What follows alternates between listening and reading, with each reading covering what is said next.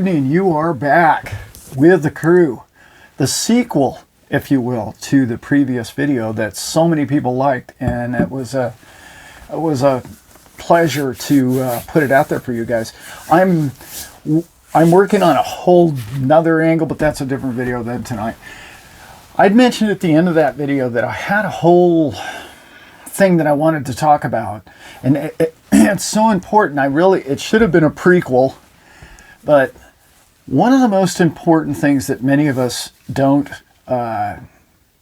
we miss out whenever we listen or hear people in our government or banking or central banking institutions or the Federal Reserve. They like the game played the way it is. So when things come along like cryptocurrency in a country like El Salvador creates something or goes along with something that they've actually been working on a different system for 100 years and it's completely outdated, and we all know this. So they do back some other things like ISO 222. We all know that. Okay, they back some different stuff and new innovation, and I believe that's really where most of the traffic will be. However, they like the game played the way it is. And like I've talked about in many videos in the past, there's 3 that I know of, specifically separate agencies, groups of people who don't want to see the other one run with the ball and be successful and out technologically advance them. Okay, just so we keep that clear. I want to get into, like I said, prequel. If you understand how this game is played, and one of the things that we study when I studied to be a stockbroker many, many years ago, is you have to know the laws, the rules, and the regs. Well, the rules and the regs right now are very important. And like I mentioned in my last video, I'm not in favor of rules and regs. And I know there has to be some kind of rules and some form of regulation somewhere. But as soon as this banking institution, if you will, which has controlled banking around the world globally for hundreds of years now, gets their meat hooks into what you call regulation, or what I know to be manipulation, we're all in big trouble. It just perpetuates the same shell game that they've been playing ever since they left the gold reserve. Then they went to fiat currency, and then they go. It's just the same game over again. And I'm going to give you a great little example of this and how they control things. I'm going to try and keep this story brief. I know many of you know this already, but it bears repeat. What they like to do is they love the futures market. They had futures markets way, way, way, way back when. Okay, and where it all started, innocently enough, was from farmers. Okay, so farmers would put the corn out or plant the fields, and rain wouldn't come. And then the guy was out of business, and he was the best grower in the whole village, and then he had a bad year, and then the village didn't have anything years to come. Unfortunately, he would go on to be a blacksmith or something else, and then we would lose the most important people of our society, in particular back then, farmers. I still believe very important members of our society. So they created a thing called a futures market, which is essentially says it guarantees this guy, if he gets to market with his product, he gets a certain price at a certain date, and he can set that date out into the future. Hence the name futures market. There's also something called options markets. Options work in almost the same exact way. The options market work in a way that says, okay, I'm going to buy it at this price, and the longer time out that you have to sell it at any price that you choose to sell it at in its duration time, okay, the more it costs you to purchase the option that day. Again, you are manipulating things. Neither of those trades individually are manipulation. Here's where the manipulation comes in. The manipulation comes in the sense that you are now a global banking system, the Federal Reserve, BIS, whoever you want to. Now, like I said, there's 3 different groups of these people. And they're not all terrible, nefarious people, and I know that's really, most people don't want to believe that, and they want to believe their whole sad lives is created by somebody above them, and it's not any part of their own doing, and that's okay. I get that, and that's, it's some people sleep better at night for that, but they're playing a game that they know how to play, and they play it really well, okay? And they've deemed it not to be illegal. Personally, I think, if it's not illegal, it's certainly morally an issue, but to other mankind. Okay, I'll back to the story. If you look at the way they're able to recreate dollars or digits out of essentially thin air, this now corrupts your futures market. In other words, if they had to work or earn the dollars in which they purchased these futures contracts out into time, and it was actually blood, sweat, and tears, and their money was actually on the line, and it was actually skin in the game, then I would say that the futures market or options markets would be a fair platform or thing to build an economy on. However, you and I know the fact is they print these digits out of thin air, and then they give them to certain people at the top, get them the virtually free or very low interest rates. And then they're told by some agencies, by certain people, to short it. In other words, sell it short, or puts, okay, if you will, if you're an options trader. You're saying constantly, you're printing money, and you're saying, I think Bitcoin's going down. Always. Do you care if you lose the trade? No. Why? Because the digits didn't cost you any blood, sweat, and tears. They just created them. This gives them control over all markets that are futures markets. Okay? This gives them control over virtually all money through interest rates in the same manner. Okay? I don't know if you guys heard, but recently our Treasury, Miss Janet Yellen, sorry, that was a slip. Miss Yellen came out and said that she's going to sell long-term paper at short-term prices. This is essentially buying a taco for $10 and selling it for $5. That's the business they're in. How are they able to stay in business? I just explained that. They create these digits virtually from nothing. Okay. Now, let's go back to where we were with El Salvador. They don't want that system to succeed because, as you and I know, there's only 21 million Bitcoin, and they can't come up with new digits, so they're really not in favor of them creating a new financial system, because their financial system had been in El Salvador, still is in El Salvador, for 22 years straight, and only about 30% of the people of El Salvador actually had a bank account. 70% of all the people in the country were never going to be able to qualify for a bank account.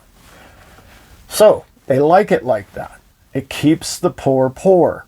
That's where I left off the last video I did. So why was it that our previous president, not the guy we have now, I don't care either party too much, but I don't even like to use their names personally, because there's things about both sides that, anyway, I've gone over that in my political video. He actually, that president, came out in 2017 in the fall, and they got together and they created the futures market against, shouldn't say against, for Bitcoin. They ramrodded this futures thing through, and oh my God, it was going from everybody who was part of that time in crypto knows it was going up 10-20% daily. Well, there's a man, I don't want to use his name, but it starts with an S and it's an Italian name, and he was actually at a luncheon in San Francisco, and evidently he'd had a couple too many glasses of wine at lunch or whatever the situation was, and he blatantly came out at a luncheon, and it was videotaped, and I saw the videotape of him saying, I was hired by the president to stop Bitcoin with a futures market. Word for word, that's what the man said. That's what they did. It stopped it dead in its tracks. And anybody that had the investment at that time, it stopped dead at 19,998 or whatever it was. And it went the other way, all the way down to 3,000, I believe it went to, in a matter of a year, less than a year. Something that's a raging, screaming bull just stopped and went the other way. That's why when people ask me, why are you so against regulation? Regulation is not your friend. You think it is. It's not. When new technologies like these technologies and many other technologies come along and you and I are able to invest in them, and it plays against the game in which they are able to create digits and manipulate markets through futures, they don't like it. It's a natural effect that they have. I don't blame them at all. I mean, they like the world the way they can manipulate everything, the manipulation of oil prices. I mean, stop and think. They've been able to print money and buy oil in US dollars around the world for virtually free. That's crazy. But that's how you build one of the strongest militaries in the world. I mean, it's one of the many ways. I don't really want to get into any of that, but when people say, well, regulation, we need it because of scam bankman fraud, it comes out and he does this whole thing that everybody runs for the hills and, oh, we got to control this and stop the pain. In my opinion, that whole thing was a suicide mission. It was designed to do exactly that. I want to remind anyone out there that haven't been in trading very long, there was an incident, IMF Global, okay? There's too many to count. But the one man that I really want you guys to look into, and I'm a broker, was a fan of being a broker my whole life since I'm a 20-year-old man, and economics is what I love and the basics of it and how it makes markets work. When the whole Bernie Madoff thing came about, I read every word, every sentence that was made and printed and I could get my hands on about the entire subject. One of the things that most people don't remember is Mr. Bernie Madoff was one of the head members of the regulatory committee. The man was part of regulation and the creation of regulation and the writing of regulation, and he was completely 100% backed by Goldman Sachs. He had, as you and I know, you have to fill out a KYC, know your clients. Goldman Sachs knew everything Bernie Madoff was doing. They secured every trade the man ever made. 100% of every trade he made was done with Goldman Sachs. One of the things I'm learning through a broker who's been calling me lately and telling me some information that's quite interesting is exactly that. The people who are behind Scam Bankman are none other than the same people. So, does regulate, which may or may not be Goldman, I've heard that it was, among many other players. Okay. This has happened in 1999 with dot-com bubble. This has happened numerous times over until they crush the people like you and I out of the coins or the blockchain programs that are going to be the ones that they pick. They're only going to pick the ones they want, the ones that conform, the ones that will jump through their hoops, and the ones that will have the back doors, and the ones that say, hey, okay, I'll do it. For the money, I'll do it. Be careful who you partner with. Understand, I would love if there was a fair and open and honest committee who was actually doing this for the betterment of mankind, but that's not been the case. Bernie was made a scapegoat. Of course he was. This kid that company was meant to fail from day one, and I'm not going to talk about the players involved. You can gather who it is, and it'll probably come out over time. I'm sure of it.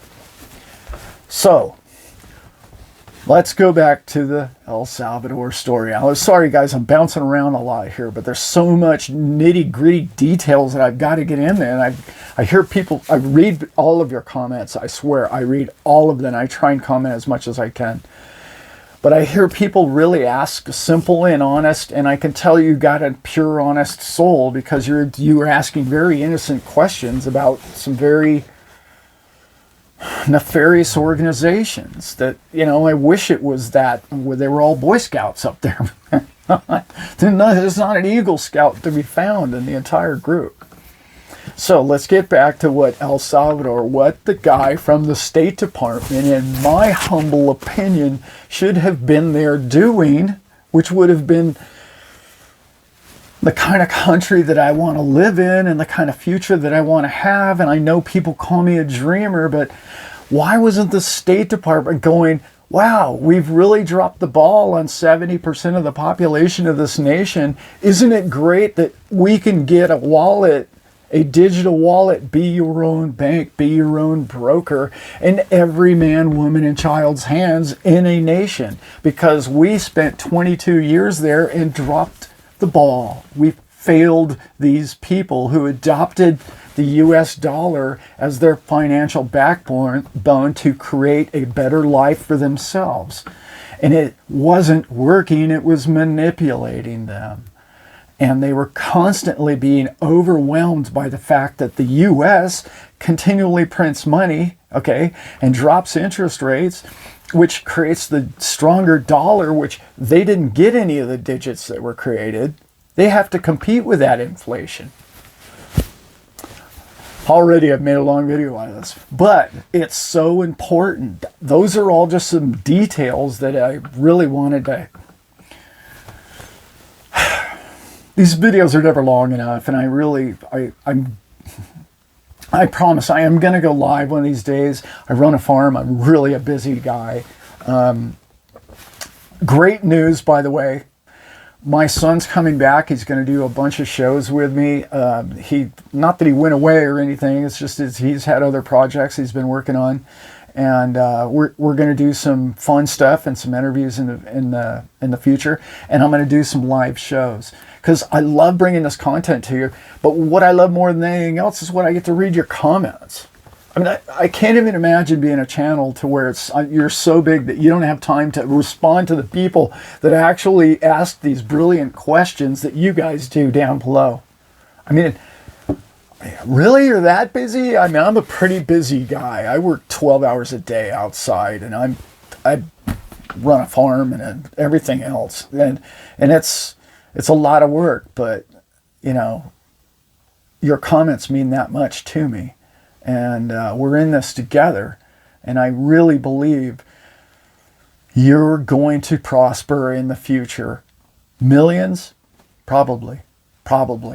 Don't let go of your coins, because they're going to pick the winners, and let's hope you've got the winners. And that's why I don't think you should put everything all in one coin. And that's why I know there's more than one organization. That's why I know there's going to be more than one operating system in particular that crushes it. So, all right, guys, I hope that wasn't too long-winded. I really enjoy bringing these to you, and that was a follow-up to what I was talking about in the previous video. If you haven't seen that video, you should look it up. It's the same title. This is version 2, the sequel. All right, guys, hope you got something out of that. Thank you very much. Bye now. Well, there's proof you can train a chimp to do anything.